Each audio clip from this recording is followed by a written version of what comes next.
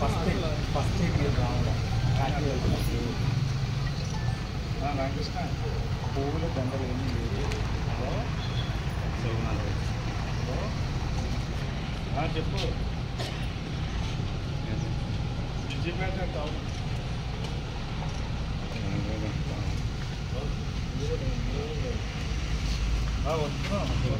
సరే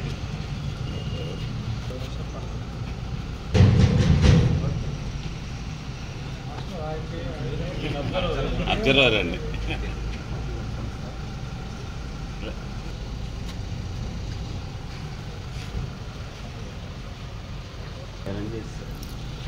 Holi Angel school నందు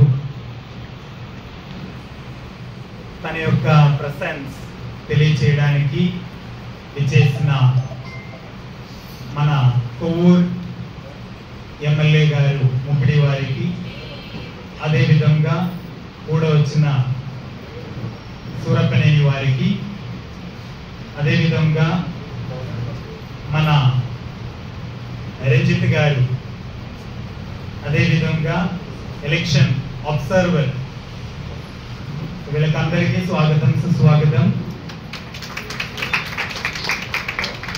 ఇది ఒఫీషియల్ మీటింగ్ కానీ కాదు, ఒక అన్అఫీషియల్ మీటింగ్.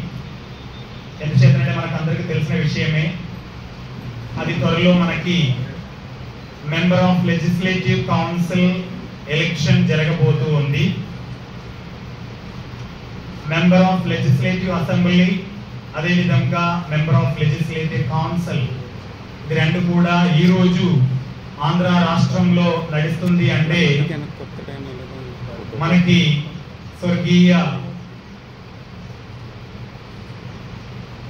ఎన్టీఆర్ గారి యొక్క దీవెన ఈ రోజు కూడా మనం ఎమ్మెల్సీ ద్వారా కొన్ని విషయాలు, కొన్ని డెవలప్మెంట్ మన రాష్ట్రానికి చేస్తున్నామంటే ఆయన స్థాపించినటువంటి ఒక కౌన్సిల్, ఆయన హయాం నుండి నేటి వరకు అది కొనసాగుతూనే ఉంటుంది. కొన్ని రాష్ట్రాల్లో ఇప్పటికీ కూడా ఈ ఎమ్మెల్సీ అనే సిస్టమ్ లేదు, అయినప్పటికీ కూడా మన ఆంధ్ర రాష్ట్రంలో ఈ సిస్టమ్ నడుస్తుంది. సిస్టమ్ యొక్క ఉద్దేశం ఏంటో అనేది 7వ తరగతి, 8వ తరగతి, 9వ తరగతి, ఈవెన్ 10th క్లాస్లో కూడా మన విద్యార్థులు చదువుతున్నారు. కాబట్టి దాన్ని విడమర్చి ఇంకా చెప్పనవసరం లేదు. దాన్ని ఉద్దేశించి మిమ్మల్ని అందరినీ కూడా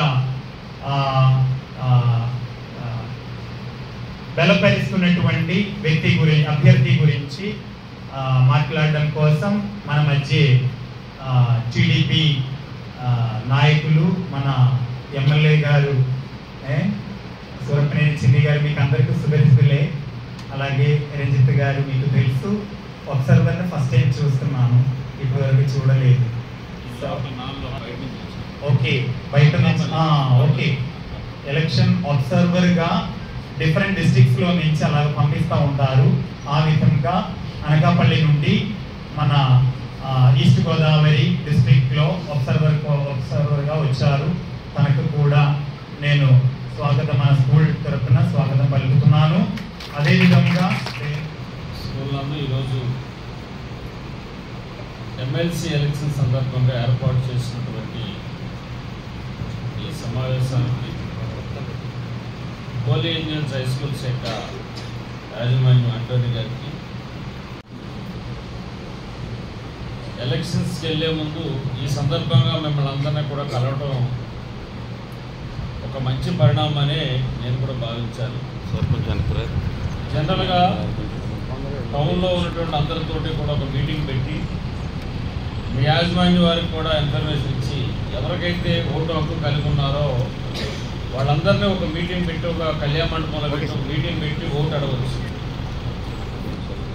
కానీ అట్లా కాకుండా నేను ఎమ్మెల్యే అయిన తర్వాత ఈ కొవ్వూరు నియోజకవర్గంలో ఉన్నటువంటి స్కూల్స్ కానీ, గవర్నమెంట్ యొక్క ఆఫీసెస్ కానీ, ప్రైవేట్గా ఉన్నటువంటి ఏమిటే కనుక అవన్నీ కూడా ఒకసారి మనం వెళ్ళి వారిని చూడటం, వారికి ఉన్నటువంటి అక్కడ కష్ట సుఖాలు కానీ ఇబ్బందులు కానీ ఉంటే తెలుసుకోవటం, మన చేతనటువంటి సహకారం వారికి అందించాలి. వారితో అందరితోటి కూడా నేను కలిసి మాట్లాడాలి అని చెప్పిన ఒక ఆలోచనతో ఈ నిర్ణయం తీసుకుని ఈ పేరు మీదన్నా మిమ్మల్ని అందరినీ కలవచ్చు అని చెప్పాను. ఎందుకు చేస్తానంటే నేను వచ్చి ఓటేయమన్నా ఓటేయకపోయి మీరు అందరూ ఓటర్గా నమోదైన తర్వాత ఖచ్చితంగా ఎవరికొకరికి ఓటేయడానికి వెళ్తారు. కానీ గత ఎన్నికల్లో ప్రతి ఒక్కరి దగ్గరికి వెళ్ళి డోర్ టు డోర్ వెళ్ళి ఓటేసి కానీ కలవడానికి కానీ అవకాశం కుదరలేదు. టైం తక్కువ ఉండడంతో సాధారణంగా మున్సిపాలిటీలు అయితే కనుక హౌస్లో గ్రామాల్లో కూడా మ్యాక్సిమం అలాగే వెళ్ళిపోయి వెహికల్ మీద తిరిగి ప్రచారానికి వెళ్ళిపోవడం జరిగింది. డోర్ టు డోర్ వెళ్ళి అందరినీ కలిసేటువంటి అవకాశం దొరకలేదు. కొన్ని వార్డులు మాత్రం తిరగలిగాను తప్ప అన్నీ కూడా కుదరలేదు.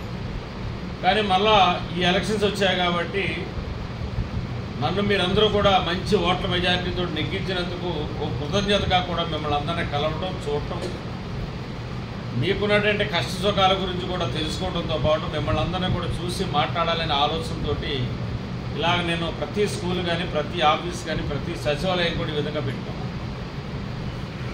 మిగతా రోజులైతే మీరు పిల్లలతో బాగా బిజీగా ఉంటారు కాబట్టి హాలిడేస్ అయితే మీరు ఎలాగో మీకు యాజమాన్యం 10th క్లాస్ పిల్లలతో ప్రైవేట్ క్లాసెస్ ఏదో ఉంటాయి కాబట్టి సాధారణంగా ఉంటుంది కాబట్టి కలవచ్చు. వాళ్ళు ఉన్నారా లేదని చెప్పి మా చిన్ని గారిని ఎంక్వైరీ చేయమంటే ఈరోజు ఉన్నారని చెప్పని తెలిసింది. దాంతో ఈ విధంగా వచ్చి ఒకసారి మిమ్మల్ని కలవాలని చెప్పని ఒక ఆలోచనతో ఇక్కడ రావడం జరిగింది. గడిచినటువంటి ప్రభుత్వం ఈ రాష్ట్రాన్ని, ఎందుకంటే మీరంతా కూడా ఇక్కడ ఉన్నటువంటి వాళ్ళంతా కూడా గ్రాడ్యుయేట్స్, పోస్ట్ గ్రాడ్యుయేట్స్, బీఈడీ కానీ కొంతమంది ఎంఫిల్ కూడా చేసుకున్న వాళ్ళు కూడా ఉంటారు. ఏ విధంగా ఈ రాష్ట్రాన్ని ఒక 10-15 సంవత్సరాల పాటు వెనకబాటు తీసుకెళ్ళిందో మీ అందరూ కూడా చూశారు. నిత్యావసర సరుకుల రేట్లు పెంచడంలో కానీ, కరెంటు బిల్లులు పెంచడంలో కానీ, ఇక అభివృద్ధి సంక్షేమం అంటారా పూర్తిగా కూడా పక్కన పెట్టారు. బట్టలు నొక్కే కార్యక్రమం ఒక దాన్ని తీసుకుని జగన్మోహన్ రెడ్డి గారు 10 లక్షల కోట్ల రూపాయలు అప్పులు చేసి కేవలం 2 లక్షల కోట్ల రూపాయలు మాత్రమే బట్టలు నొక్కారు. మిగతా 8 లక్షల కోట్ల రూపాయలు ఈ రోజు వరకు కూడా ఎక్కడికి వెళ్ళిపోయినాయో డబ్బులు తెలియట్లేదు. ఇప్పుడు కూడా కొంత ట్రేస్ అవుట్ అని, కొంత ట్రేస్ అవుట్ అవ్వలేదు. ఎగ్జాంపుల్ వైజాగ్లో ఆయన కట్టినటువంటి విల్లా, దాని విల్లా అంటామో ఏమిటో దాని పేరు, ప్యాలెస్. ప్యాలెస్ వైజాగ్లో పెట్టినటువంటి ప్యాలెస్ 500 కోట్ల రూపాయలతో కట్టాడు. అది ప్రభుత్వం ధనంతో కట్టిన తప్ప సొంతంగా కట్టుకోవాలి. అదంతా కూడా మనందరం కూడా రూపాయి మనం ఇచ్చేటువంటి ట్యాక్స్లతో వచ్చినటువంటి డబ్బులతో కట్టినటువంటి ప్యాలెస్. ఆ విధంగా ప్రభుత్వానికి సంబంధించిన బాండ్స్, ప్రభుత్వానికి సంబంధించినటువంటి R&B కలెక్టరేట్లు, బిల్డింగ్స్, ప్రభుత్వానికి సంబంధించినటువంటి భూములు ఎక్కడైతే ఉన్నాయో మొత్తం అన్నింటినీ కూడా తాకట్లు పెట్టేసిన పరిస్థితి. ఆయన చేసిన అప్పులకి ఇవాళ సుమారుగా 1,00,000 కోట్లు ఎంతో ఓన్లీ వడ్డీలకే సరిపోతుందనేటువంటి పరిస్థితి ఉంది. ఇవాళ ఎన్డీఏ కూటమి అధికారంలోకి వచ్చేసరికి గల్లా పెట్టి మొత్తంతో కూడా ఖాళీ ఉంటే కాదు, ఖాళీ ఉన్నా పర్వాలేదు, అప్పులతోటి ఉన్నటువంటి పరిస్థితిని ఇవాళ రాష్ట్రాన్ని తీసుకు. గతంలో మనతో చదువుకున్నాం తలసరి ఆదాయం పెరిగితేనే జాతీయ ఆదాయం పెరుగుతుందని చెప్పి చదువుకున్నాం. ఇప్పుడు ఏమైందంటే ఆ అప్పులన్నీ కూడా వాళ్ళు చేసిన అప్పులన్నీ కూడా ఇవాళ మనం నెత్తి మీద పడితే అవన్నీ కూడా మనం ట్యాక్స్ రూపంలో కావచ్చు, ఇతర రూపంలో కావచ్చు, అన్నీ కూడా మనం కట్టేటువంటి పరిస్థితి మనం వచ్చాం. ఇక నిరుద్యోగుల గురించి చూసుకుంటే ప్రతి సంవత్సరం జాబ్ క్యాలెండర్ తీస్తానని చెప్పారు. తర్వాత మెగా డిఎస్సి తీస్తానని చెప్పారు. అసలు డిఎస్సి 5 సంవత్సరాల కాలంలో ఎక్కడ తీయలేదు. ఎందుకంటే మీరంతా మ్యాక్సిమం చాలామంది బీఈడీ చేసిన ఉన్నాయి. మెగా డిఎస్సి తీయలేదు, జాబ్ క్యాలెండర్ తీయలేదు. గతంలో నిరుద్యోగులకి చంద్రబాబు నాయుడు గారు ఉండగా కనీసం ఉద్యోగాలు తెచ్చుకునే వరకు నిరుద్యోగ వృత్తి కూడా ఇచ్చారు 3,000 రూపాయలతో, డిగ్రీ కంప్లీట్ అయినటువంటి వాళ్ళకి. అది కూడా తీసేశారు. పరిశ్రమలన్నీ కూడా ప్రైవేట్ ఉద్యోగాలు చేసుకుని బతకొచ్చుకొని, అందరికీ గవర్నమెంట్ ఉద్యోగాలు రావు. ప్రైవేట్ ఉద్యోగాలన్నా రావడానికి అవకాశాలు కూడా లేకుండా పరిశ్రమలన్నీ కూడా ఈ రాష్ట్రంలో ఉంటే కనుక ఎవరో పెట్టుబడి పెడతానికి వస్తే వాళ్ళందరినీ ఈ రాష్ట్రానికి రండి, మీకు అన్ని రకాల వసతులు కల్పిస్తామంటూ పోయి ఈ రాష్ట్రంలో పెడితే మాకేమిస్తావు అనేటువంటి కాడికి వచ్చేసేసరికి ఉన్నటువంటి వాళ్ళు కూడా ఖాళీ చేసి వెళ్ళిపోయినటువంటి పరిస్థితి ఈ యొక్క రాష్ట్రానికి వచ్చింది. పరిశ్రమలు లేకపోయి, ప్రభుత్వ ఉద్యోగాలు లేకపోయి అప్పులు చేస్తూ ఉంటే రాష్ట్ర ఖజానంతా కూడా ఖాళీ అయ్యి ఇబ్బందులు పడుతున్నటువంటి పరిస్థితి జగన్మోహన్ రెడ్డి గారు 5 సంవత్సరాల కాలంలో కూడా చేసిన పరిస్థితి మనం చూసాం. ఇవాళ మళ్ళీ అధికారంలోకి వచ్చిన తర్వాత ఇప్పుడు ఎన్డీఏ కూటమి వాళ్ళు ఇచ్చిన హామీలతో పాటు ప్రజల యొక్క అభివృద్ధిని, సంక్షేమాన్ని కూడా తోడు తీసుకెళ్లాలంటే చాలా ఇబ్బందులు పడిపోతున్న పరిస్థితి. కేంద్ర సహకారం మోదీ గారు కలిసి ఉన్నారు కాబట్టి వాళ్ళు కొంత అదృష్టం కూడా ఈ రాష్ట్రంలో భావించాల్సి వస్తుంది. ఎందుచేతనంటే వాళ్ళ కేంద్రం ఇచ్చేటువంటి సహకారంతో పోలవరం ప్రాజెక్ట్ అయినా అమరావతి అయినా ఇవాళ గ్రామాల్లో ఇంకేదన్నా కానీ మనం చేసుకోగలుగుతా. కొంత కేంద్ర సహకారంతో పాటు రాష్ట్ర సహకారం కూడా కలిపి చేయవలసిన పరిస్థితి వచ్చింది. ఈ రకంగా ఆంధ్ర రాష్ట్ర పరిస్థితి ఇట్లా ఉన్నది. దయచేసి అదంతా కూడా మీరు తెలుసు, మీకు జస్ట్ కొద్దిగా మాట్లాడాలనిపించి నేను మాట్లాడాను. అంతా కూడా చదువుకున్న వాళ్ళు మీరంతా గ్రాడ్యుయేట్స్ అనేటువంటి దాంతో మాట్లాడాను. అదొక విషయం అండి. ఇకపోతే రెండోది ఇవాళ ఎమ్మెల్సీ ఎలక్షన్స్ ఇప్పుడే మీ సార్ చెప్పారు. ఈ గ్రాడ్యుయేట్స్కి సంబంధించిన ఎలక్షన్స్ ఓన్లీ. రీసెంట్గా టీచర్స్కి సంబంధించినటువంటి ఎలక్షన్స్ ఒకటి జరిగింది. ఇప్పుడు గ్రాడ్యుయేట్స్కి సంబంధించినటువంటిది కొంచెం రావడం జరిగింది. దీనికి సంబంధించి గతంలో లాగా మీకు జనరల్ ఎలక్షన్స్ లాగా మరి గతంలో ఎవరైనా ఫేస్ చేశారో లేదో ఇక్కడ పనిచేస్తున్నారో నాకు తెలియదు. గత జనరల్ ఎలక్షన్స్ లాగా ఒక సింబల్ ఉంటుంది, ఏదో పార్టీ సింబల్ ఉంటుంది. బీజేపీకి అయితేనేమో కమలమనో, జనసేనకి అయితేనేమో గ్లాస్ అనో, తెలుగుదేశానికి అయితే సైకిల్ అనో, ఇంకో పార్టీకి అయితే ఇంకోటనో సింబల్ ఉంటుంది. ఈ ఎలక్షన్స్కి వచ్చేసరికి సింబల్ ఉంటుంది. ఎంతమంది అయితే పోటీ చేస్తూ ఉన్నారో అంతమందికి వాళ్ళ యొక్క సీరియల్ నెంబర్, అది ఆల్ఫాబెటికల్ కావచ్చు, ఇంకోటి కావచ్చు. సీరియల్ నెంబర్లో నాకు తెలిసి ఇప్పటికే 20 మంది నామినేషన్ చేశారని చెప్పని చూసాను ఈరోజు పేపర్లో. ఆ స్కూటనీలో ఎన్ని పోతాయి ఎన్ని ఉంటాయో చూడాలి. సపోజ్ ఒక 20 మంది నామినేషన్ చేసామనుకోండి, 20 మందితోటి మనకు ఒక లిస్ట్ వస్తుంది. ఆ 20 మందితో లిస్ట్ ఏంటంటే మనకి సీరియల్ నెంబర్లో ఆల్ఫాబెటికల్ కానీ ఇంకోటి కానీ ప్రకారంగా వస్తుంది. వచ్చినప్పుడు సీరియల్ నెంబర్ ఉంటుంది, సీరియల్ నెంబర్ పక్కన పేరు ఉంటుంది, పేరు పక్కన ఫోటో ఉంటుంది. ఆ ఫోటో పక్కన బాక్స్ ఇస్తారు, గడి కింద ఉంటుంది.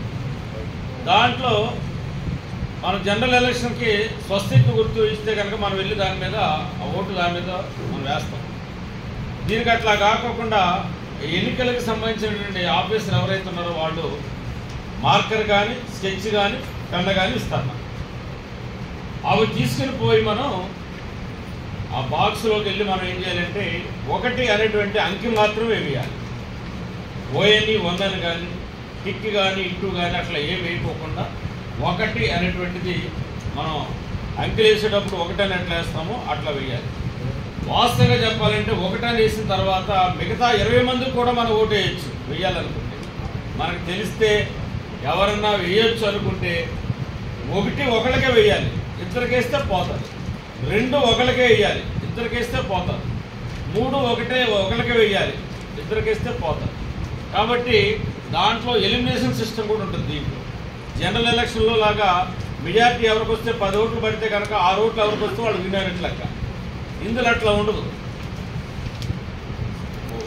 ఎప్పుడైనా సరే 50% పైగా ఓట్లు ఎవరికైతే ఫస్ట్ ప్లేస్లో వస్తారో వాళ్ళే విన్ అయినట్లు లెక్క. ఒక 10 మందికి 20 మంది పోటీ చేసినప్పుడు 20 మందికి కూడా 50% లోపు ఎవరో రాకపోతే కనుక 50% మీద ఒక ఓటాలు ఎక్కువ రావాలి. అది ఫస్ట్ రౌండ్లో కౌంటింగ్లో వచ్చేస్తే కనుక వాళ్ళు విన్ చేస్తారు. 50% లోపే వచ్చినాయని కూడా అందరికి కూడా ఓట్లు ఎలిమినేషన్ స్టార్ట్ అవుతుంది. లాస్ట్ ఎవరికైతే వస్తాయో అక్కడ కూడా. కాబట్టి ఇదంతా కూడా ఇబ్బందిగా ఉంటుంది. చెప్పడానికి అర్థంగా మనకు తెలిసి తెలియక కనుక వేస్తే దానివల్ల లాభం కంటే నష్టం ఎక్కువ. కాబట్టి నా రిక్వెస్ట్ ఏంటంటే ఎన్డీఏ కూటమి ఎన్నికల్లో అంత తెలుగుదేశం, బీజేపీ, జనసేన తరఫుని పేరాబదులో రాజశేఖర్ అని పని వెనకాల ఫోటో ఉన్నటువంటి ఆయన పోటీ చేస్తూ ఉన్నారు. ఆయనది కాకినాడ. ఉమ్మడి తూర్పుగోదావరి, ఉమ్మడి పశ్చిమ గోదావరి 2 జిల్లాలకు సంబంధించిన అభ్యర్థిన అంటే అసెంబ్లీ నియోజకవర్గాలు వచ్చేసరికి 34 నియోజకవర్గాలు ఉంటాయి. ఈ 34 నియోజకవర్గాల్లో మీ అందరి దగ్గరికి వచ్చి ఓటు వేయడం కంటే 3,15,000 మంది పైగా ఉన్నారు ఓటర్స్. సాధ్యం కాదు. కాబట్టి మేము పోటీ చేస్తున్నటువంటి పెడుతున్నటువంటి అభ్యర్థి కాబట్టి ఎన్డీఏ, జనసేన, బీజేపీ, తెలుగుదేశం ఈ ఎన్డీఏ కూటమి నుండి 3 పార్టీల తరపున ఇతను పోటీ చేస్తూ ఉన్నాడు. కాబట్టి ఈ తరపున మేము ప్రచారానికి వచ్చాం. ఈయన ఎన్నికైన తర్వాత ఒక నిజంగా మిమ్మల్ని అందరినీ కలవాలన్నా చేయాలన్నా కూడా వాస్తవంగా 34 నియోజకవర్గాలకు ఒక ఆయన అంటే కూడా కష్టం. ఎన్డీఏ అధికారంలో ఉన్నప్పుడు స్థానికంగా ఎమ్మెల్యేగా నేనున్నాను.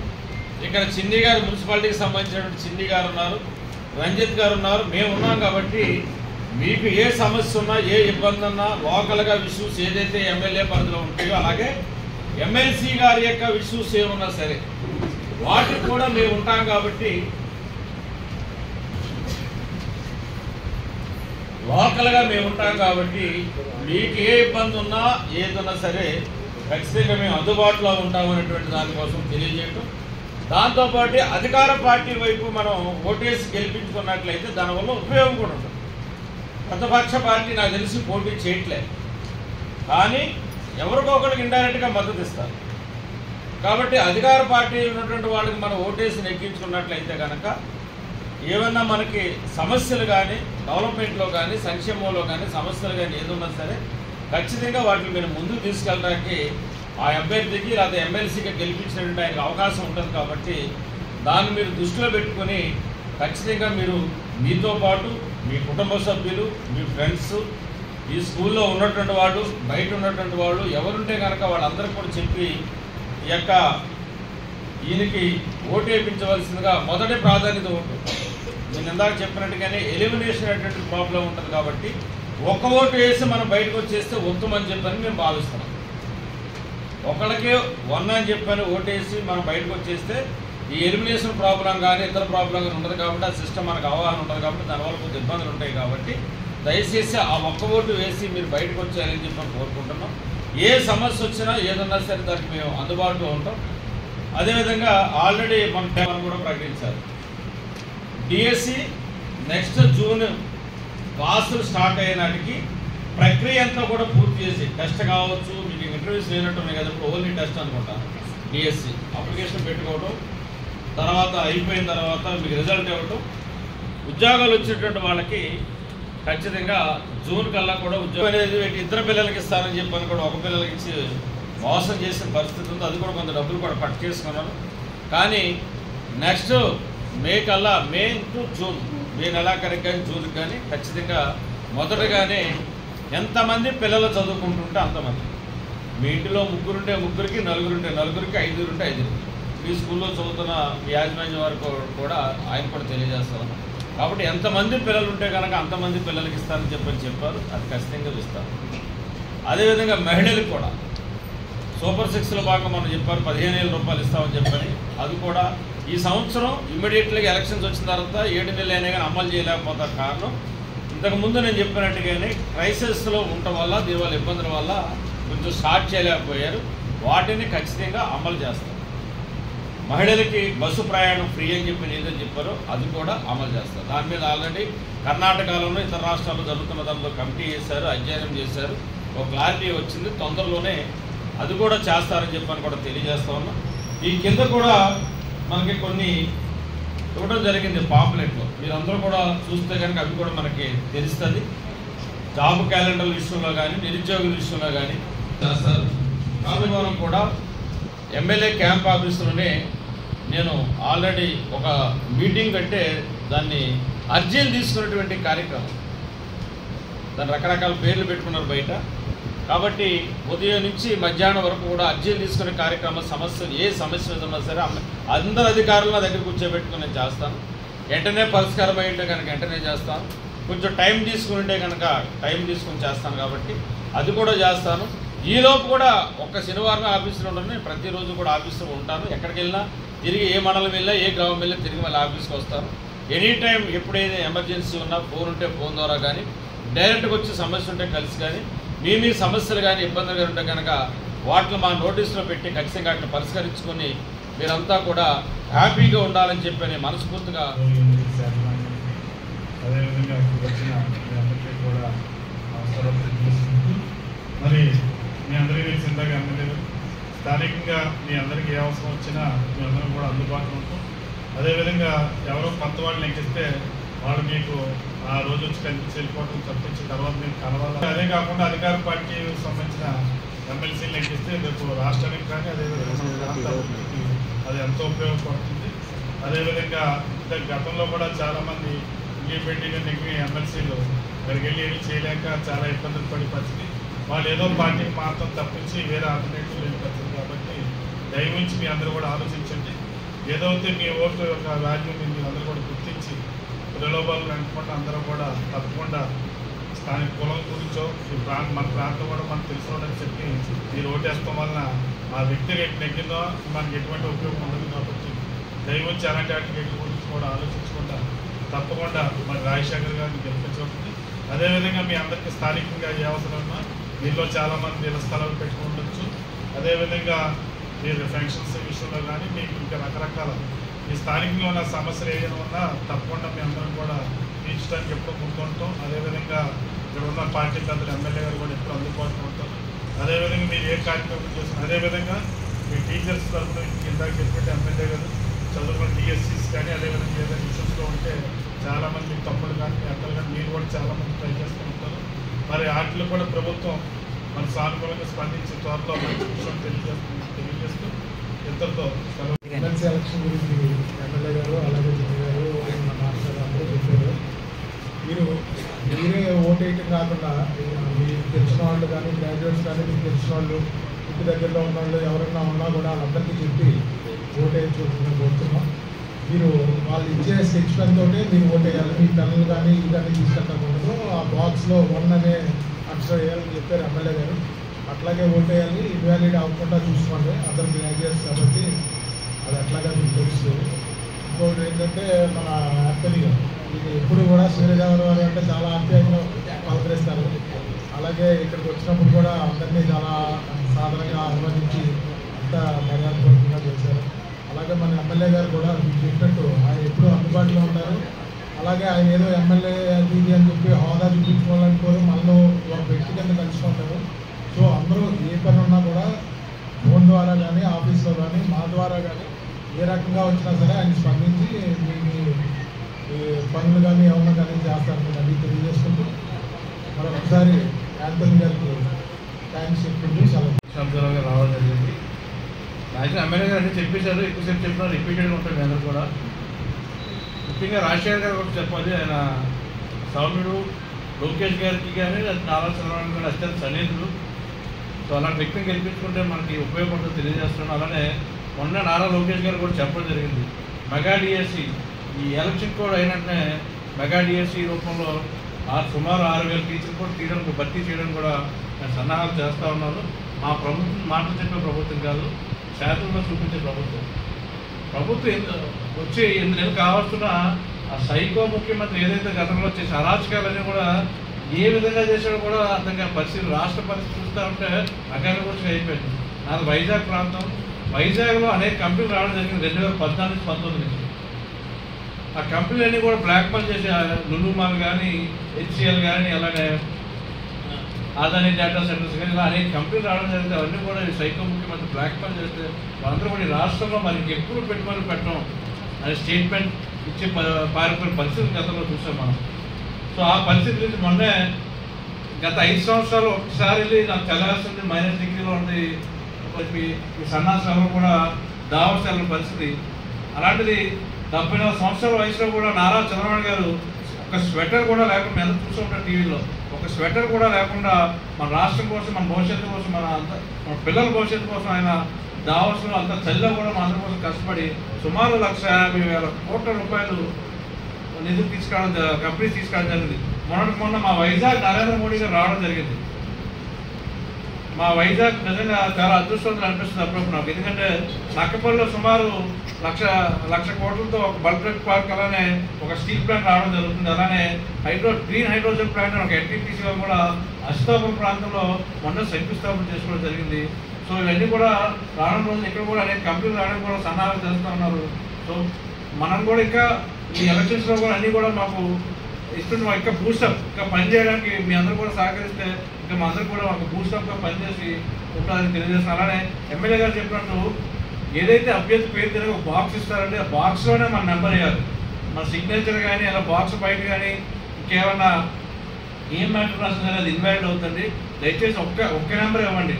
మరి సెకండ్, థర్డ్ ఆల్టర్నేట్స్ ఎవరు ఇవ్వకుండా ఒక్క నెంబరే పేరాపతి రాజశేఖర్ గారు తిన్నగా నెంబర్ 1 వేసి మా అందరినీ కూడా ఇప్పుడు ఎమ్మెల్యే గారికి ఎస్పెషల్లీ మనం ఎంత ఎక్కువ మెజారిటీ ఇస్తే ఆయన ఎక్కువ నిధులు వస్తాయి కాన్స్టిట్యూన్సీ కూడా. అలానే మంత్రిగా కూడా చూడాలి నెక్స్ట్ టైం ఆయన కూడా. సో ఆయన మంత్రిగా మనందరూ చూడాలంటే మనందరూ కూడా ఎక్కువ మెజారిటీ ఇవ్వాలి. సో మీ అందరూ కూడా సహకరిస్తారని తెలియజేసుకుంటూ సెలవు.